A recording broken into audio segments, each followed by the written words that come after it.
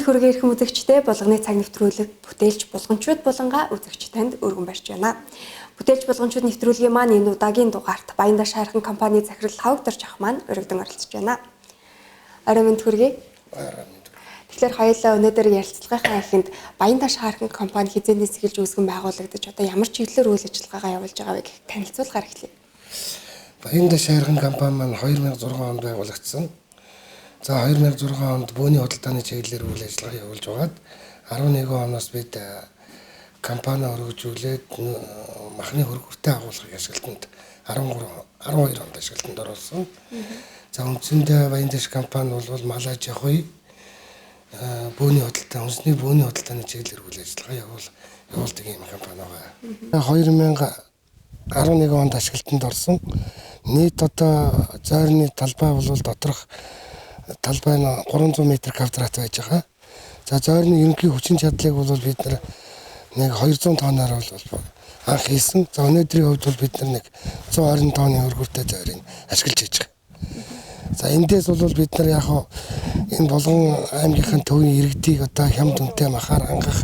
За махны хомсдолтой үед бол зойрны махыг одоо иргэдэд хүртээлтэй байх үүднээс л бид энэ ажлыг барьж ажиллаж байгаа. За сүүлийн 3 жил бол яг болгон сумын нөөцийн махыг иргэдэд одоо бид амжилттай гаргасан. За энэ жил мөн 4 дахь жилдээ ажиллаж байна. За энэ зойр бол үндсэндээ яаж ийм хөвгтэй зэрэг бид нар сар бүхэн хадгалтын гормыг явсан одоо хяналтын хуудас гэж юм бөглүүлж байгаа. За энэ хяналтынхаа хуудасаар бид нар одоо мах одоо тухайн сарда хэр хадгалагдаж ийнэг үе гэдгийг тэр хяналтын хуудсан дээр бөглөж явдаг. За мөн өглөө болгоны хянах самбар дээр тухайн махны одоо энэ зойрны градусыг үзэж байгаа. Градус бол үндсэндээ мах бол 18 градусаас бид нар доош нь оруулах ёсгүй. За энэ 18 градустай барьж байгаа. Энэ бол технологийн дагуу яг гормынхаа дагуу ингээ хадгалагдаад байж байна гэсэн үг. За өнөөдрийн хувьд бол яг Баянда шаархан компани хөргөртэй агуулах бол нэг хүчин чадлынхаа нэг 60% нь үрж ажиллаж байгаа. За өнөөдрийн хувьд бол бид нэг 100 гаруй тонн мах хадгалсан. За аймгийнхаа хэрэгцээний ямар ч байсан хаврын нөөцийн махны нэг 60% нь үрж ажиллаж болох гэсэн төлөвлөгөөтэй байгаа. Ер нь бол зах зээлийнхээ нэг хаврын махны хомсдлын үеэр бол нэг иргэдийнхээ нэг 40% нь хүрч ажиллая гэсэн төлөвлөгөөтэй. За энэндээ бид нар бас сум орон нутгатайгаа хамтраад нөөцийн махч байдаг, мөн компанич мах байгаа. За энэгээрээ бид нар бас нэлийн махныг бас хомсдлыг бас нэлийн арилгах болов гэсэн чиглэлтэй ажиллаж байна. Тэгэхээр одоогийн байдлаар компанид маань нийтдээ хичнээн ажиллаж байгаа бай. Дээрээс нь таны бизнес эрхлэлд хамгийн гол түнш, хамгийн гол баримтлагдаг зарчим юу байдаг вэ? За өндөр 9 ажилтнтай ажиллаж байна. Үүнээс бол одоо 2 худалдагчтай, 2 манаачтай, малчинтай, за мах хөрөөдөөс савлдаг 3 ажилтнтай. За ингээд одоо би ерөнхий захирлаа хийж байна. За нэгтлэн тайлан бүртгэлээ одоо манай эхнэр хийгээд ингээд явж байгаа. За цаг үеийн одоо ажлаас шалтгаалаад бид нар одоо намрын нядлага, хаврын мах бэлтгэл гэдэг энэ үеэр бол гэрээд ажилчид авч ажилладаг. Энэ Баянда компани нэрийн барааны дэлгүүр байж байгаа. За өнөөдөр одоо Баянда компаниас гарч байгаа бүтээгдэхүүнүүд маань бол энэ ангилсан мах маань одоо жишээлбэл энэ гэж. За энэ мах маань өнөөдөр одоо хоньны мах гэд хаягтай. Мөн энэ дээр ингээд зураасан кодтой. За ингээд супермаркетын зураасан кодын маань учир утга бол одоо супермаркетуудаар бол махыг бол шууд уншуулад энэ бол одоо мах юм аа, тийм юу хоньны мах юм аа, өхрийн мах юм аа гэдэг шууд танигддаг. За ингээд манай бүтээгдэхүүнүүд бол бүгд зураасан кодтой. За ямар нэгэн одоо супермаркет сүлжээ дэлгүүрүүдээр борлуулахад бүрэн боломжтой байж байгаа. За өнөөдөр ийм байдлаар бол манай компаниас гарч байгаа бүтээгдэхүүнүүд бол энэ дайвар бүтээгдэхүүний төрөл гэж байна. Энэ маань одоо илэг сэмж байгаа. За энэ илэг сэм килограмм нь 1500 төгрөг.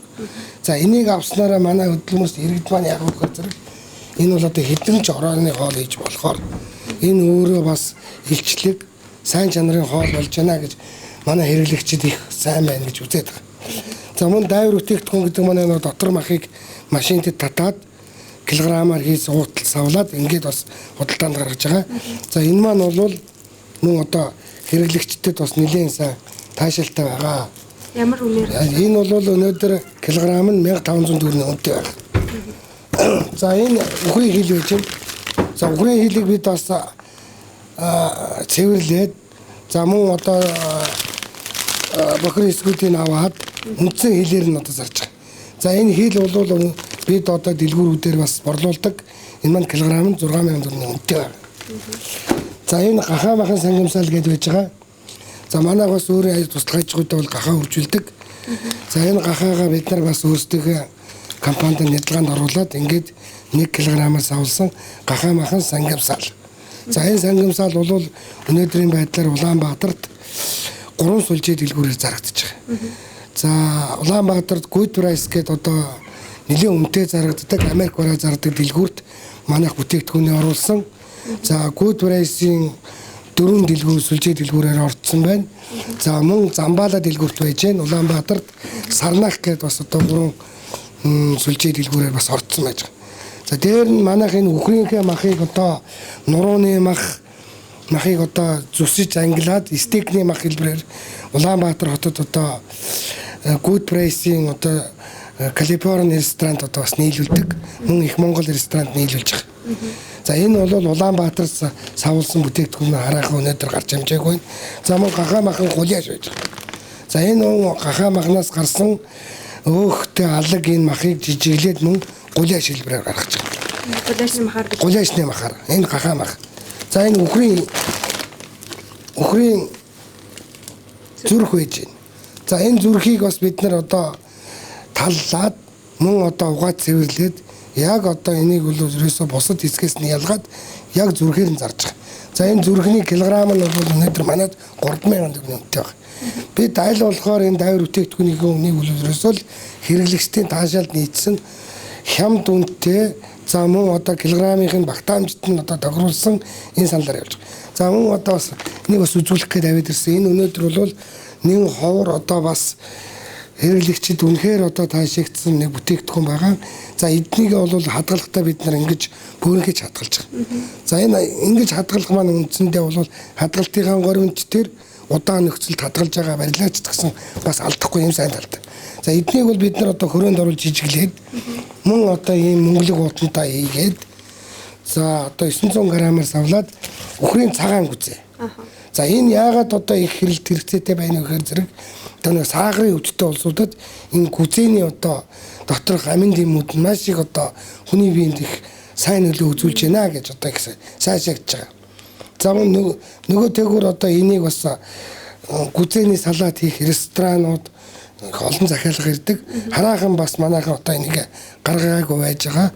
Одоо 3 сарын 20-оос бид нар одоо гаргахаар төлөвлөлт байж байна. За бидний зүгээс гаргасан махнаас ямар нэг одоо иргэдийн зүгээс ч гэдэг юм уу аль нэг одоо байгууллагаас мэрэгжлийн байгууллагуудаас бол нэг гомд санал ирээг баг. Тэгэхээр болоо яг биднүүдийн бас нэг цаашаа ажиллах урам зориг маань бас нэлээд бас гайг байгаа. Тийм учраас одоо эх жилээс бас бид нар эндээ бас өргөтгөл хийж ер нь цаашдаа бол нэдлгааны шугам тавиад үндсэндээ бол одоо бид үйлдвэрлэл болохын жилдэл явж байгаа. Өнгөрсөн жилээс Улаанбаатар хот руу зах зээлээ бас нээж байна. За үүнээс бол одоо тод жишээ маань бол Улаанбаатар хотын Үлэмж Ресор компани Good Price гэдэг одоо сүлжээ дэлгүүр байгаа. За энд бид гахаа махан сангамсаалаа бас оруулсан байгаа. Дээр нь одоо үхрийн одоо ангилсан мах. Тэр дундаа одоо сэр нурууны гол махны гэдэг ингээд чийлчилийн махнуудыг тухайн одоо тэр өндөр бас тансаг зэрэглэлийн одоо сайн чанарын махыг Good Price-ийн одоо сүлжээ дэлгүүрээр зарж байгаа. За мөн одоо Замбала дэлгүүр байж байна. Замбала дэлгүүрээр мөн одоо гахаа махан сангамсаал за үхрийн гол мах ангилсан махнуудаа бас оруулсан байна. За Сарнах гэдэг одоо зайсанд бас 3 сүлжээ дэлгүүртэй энэ Сарнах дэлгүүрээр бас оруулсан байна. За Эрдэнэт хотод бид нар номин сүлжээ дэлгүүрт оруулсан байгаа. За Эрдэнэтэд одоо бид нар зөвхөн өнөөдрийн байдлаар бол гахаа махан сангамсаалаа оруулсан байна. За цаашдаа бол бид одоо энэ катерингийн үйлчилгээ гэж одоо бас нэлээ одоо энэгээр бас төлхөө ажилладаг Улаанбаатар хотын Хаан унс компани байгаа. За Хаан унс компанитай бас гэрээ байгуулад өнгөрсөн оны 12 дугаар сараас гэрээ байгуулад өнөөдрийн байдлаар бид нар одоо хаан хүнсэд 80 гаруй тонн мах нийлүүлчихэд явж байгаа. За хаан хүнс маань одоо Эрдэнэт үйлдвэрт одоо ажилчдын хоолыг бас хангадаг ийм компани байгаа. За энэ компанитайгаа бид нар бас нэг удаан жилийн бас харилцаа ашигтай. Бас хоорондын уялдаа бидний бас нэг зах зээл ойр гэдэг шугамар бас энэ хаан хүнстэй бас нэлээд төлхөө ажиллаж байна. За эдгээр маань бас бидэнд бас нэлээд тийм тусалцаа болоод явж байгаа. Ийм л зорилттой өнөөдрийн хувьд бол ийм л түншүүдтэйг ингээд өнөөдөр хүртэл ажиллаад явж байна та. Тэгэхээр өнөөдөр бизнес эрхлэгчид бол орон нутгийн зүгээс аймгийн удирдлагууд ийм юм хийгээсэ. Дээрээс нь манай иргэд маань ингэж нэг өөрсдийнхээ ахуй амьдралыг дэвшлүүлээсэ. Ялангуяа махны бизнес эрхлэж байгаа таны хувьд бол малчттай бас илүү ойр ажилдаг баг. Тэгэхээр бизнес эрхлэгчдийн зүгээс өнөөдөр орон нутгаа хөгжүүлэхэд та юуг илүү хийгээсэ. Энийг ингээд засаа сайжруулах гэсэн гэж хардаг тэр зүйлийг та ярил.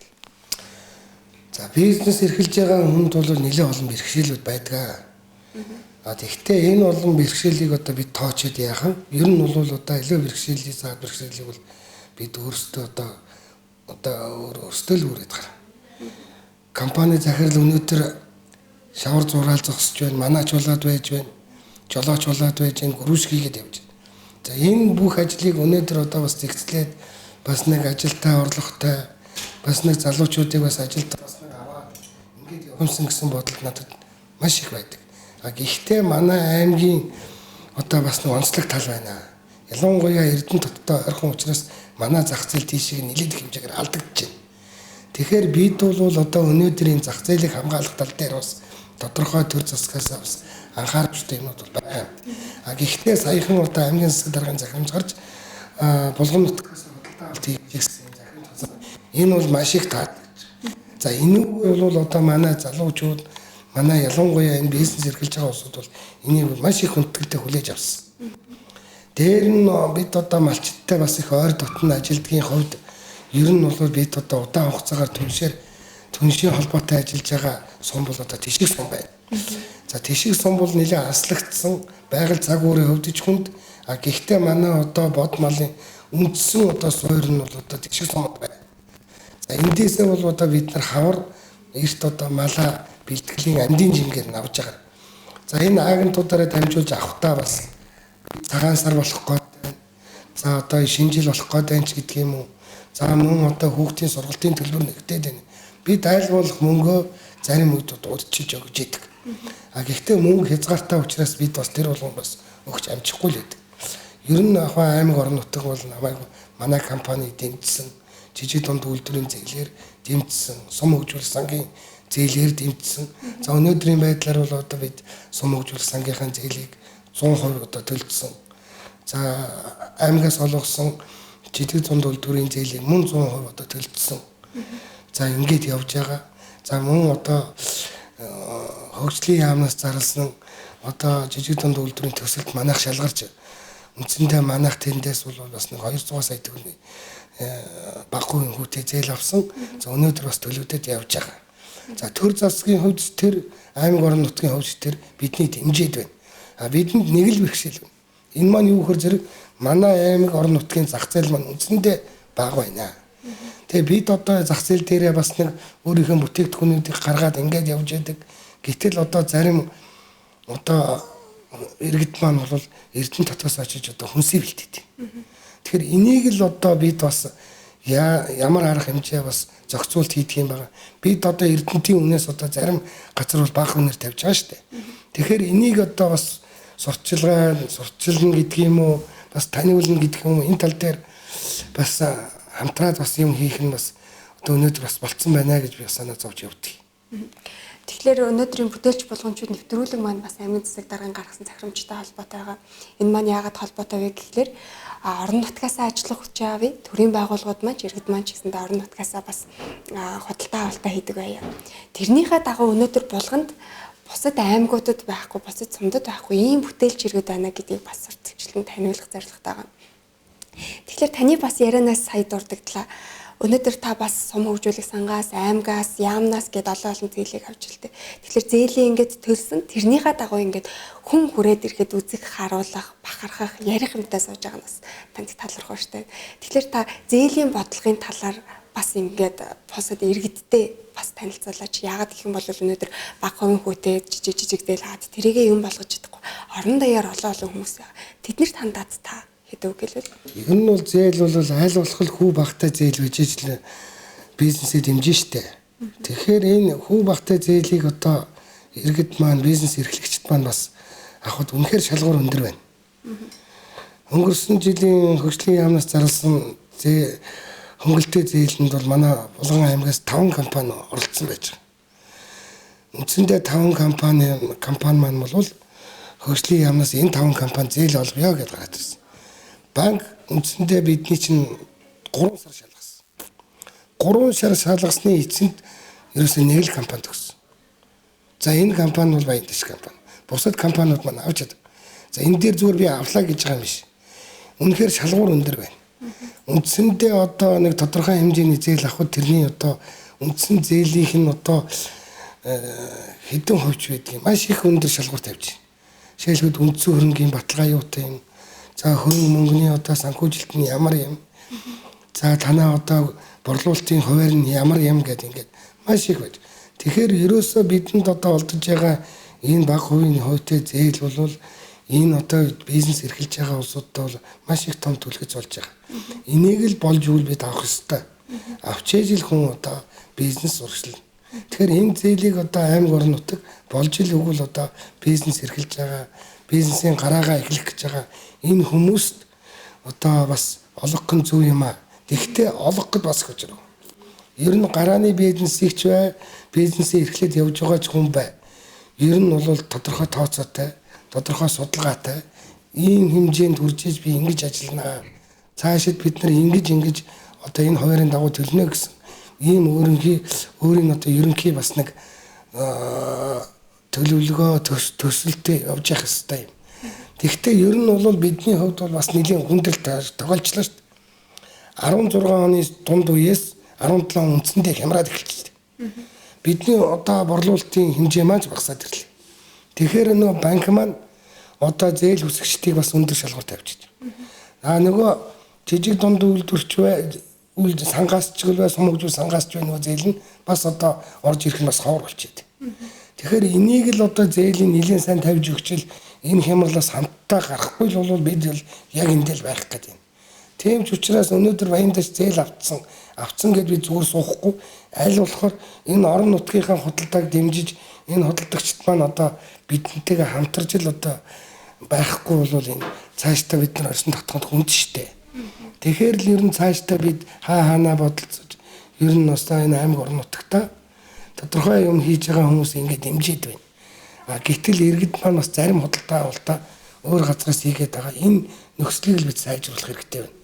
Тэгэхээр таны өөрийн тухай. За бас та яг Булган аймгийн аль сумын уугуул хүн ба хизэнээс эхлээд хаан сургууль төгсөөд өнөөдөр үйл ажиллагаагаа эрхлээд явж байгаа гэр бүлийнхаа талаар өөрийнхөө баримтлагдаг зарчмын талаар нэг хоёлаа ярилцъя. За би ч одоо айлын 2 дахь хүүхэд. За тэр үе одоо зах зээл гэдгээс эхэлж л одоо энэ ганцхан худалдаа гэдэгт орсон л доо. 1999 онд би одоо зэрэгээс салгаж ирсэн. За тэгэл зэрэгээс салгаж ирээл одоо тэр үед чинь хувийн эрхлэх аж ахуйн эзэдүүд гэж гарч ирж байсан. Хувийн тохиролцооны дэлгүүрүүд гэж гарч ирж байсан. За бидний нэг санаа нийлсэн 4 найз нийлж ирсэн тэр үед. Тэр үед ч одоо тэр гадаад паспорт гэдэг чинь нүднийг юм. Тэг яаж байгаа ч юм одоо би одоо тэр үедээ их сэргэлэн байсан гинэ л одоо манай найзууд ярьд. Тэгээд тэр үед би тэр 4 паспорт 4 найзтай авч өгч ингээд тавуулаа шууд хилийн худалдаа хийсэн. За энэ хилийн худалдаа гэдэг нь юу тухайн үед одоо арьсшир ноосноолуур хөнгөн цагааны одоо худалдааг шууд Булган аймгаас худалдаа хийжсэн. За ингэж л одоо бид нэр одоо хүний одоо явдаг жишгээр л явж ирсэн. За ер нь бол манай аймаг зах зээл багтай, худалдаа авалт багтай энэ юмд л одоо бид нар бас харамсаж явдгийн. Гэхдээ одоо төрс нутаг муулаад яах вэ? Өнөөдөр Улаанбаатарт байсан бол мэдээ 5 найзууд ямар байх вэ? Ялгаагүй л одоо бизнесийг тэр үтгэл бид нар одоо Германаас хүртэл машин зөөж ирсэн. Тэгэхэд одоо бид нар өнөөдөр Монголын одоо толгой байчуд болсон улсуудтай цуг нийлэл явж ирсэн. Тийм л юм. Ер нь яг хуу би өөрөө автомеханикч мэргэжилтэй хүн. Тэгээ автомеханикийн чиглэлээр бол ер нь ажиллаагүй. Тухайн үед нэг зах зээлийн одоо үеэр бол одоо ахуй үйлчилгээнээс бас нэг тодорхой хэмжээний юм хойчилж авч ирсэн. За тэн дээрээ бол хоёр ярилцлагч хүний ээж одоо нэгсний ойдлын үйлдвэр нэгэд ажиллаж ирсэн. За тэр үед ойдл гэдэг нь бас яваагүй. Тэгэл ер нь цэвэрл одоо энэ худалдааны чиглэл рүү л орсон. Тэгэл худалдааны чиглэл рүү яваал одоо өнөөдрийн хүртэл явж байгаа маань юм. Яг нь ер нь бол миний одоо өөрийн баримталж явдаг зүйл бол хүнд нэг хотлоо хэлчихгүй юмсан гэж боддог. За одоо тэгээ ер нь бол хүн байгаа хэмжээнтэйг л хүнтэй юм ярина. Түүнээс одоо байхгүй юмыг байгаа мэтэр одоо яг тэр болно гэдэг юм уу? Тэр үе ирээдүйд болно гэдэг юм уу? Тэгэж одоо бас хандах нь бас өрөөсгөл. Ер нь яг олон жил одоо энэ худалдаа одоо энэ ганцхан орсны хол одоо өөрт бол нэг ганц одоо баримталж явдаг худлаал хүнд хэлчихгүй юмсан даа л гэж боддог. За тэр маань л одоо өнөөдөр бас энэ лавгатай ярихад бас өнөөдөр цаа чи нэг дуурсан бол юм өгнө гэж байгаа шүү гэдэг шиг тийм л байгаа юм. Тэгэхээр өнөөдөр харьцангуй орон нутагт маань залуучууд олноор ирж хэлжиж сууршиж ирж байна. Төрийн байгууллага бараадах нь бас юм хийх гэж хуваараа хөдөлмөр эрхлэх гэж оролдож байгаа бас залуучууд байна. Тэгэхээр та бас залуучуудтай хандаад хэлэх үг юу ах вэ? Ер нь яг залуучууд Улаанбаатар хотоос бас илжиж ирж энд бас орон нутагт үйл ажиллагаа явуулж байгаа байна. Тэрний нэг нь одоо энэ тусдаа бэкер байгаа. Би их дэмждэг. Аль болох бараагийн авч эндээ зарах юмсан гэж боддог.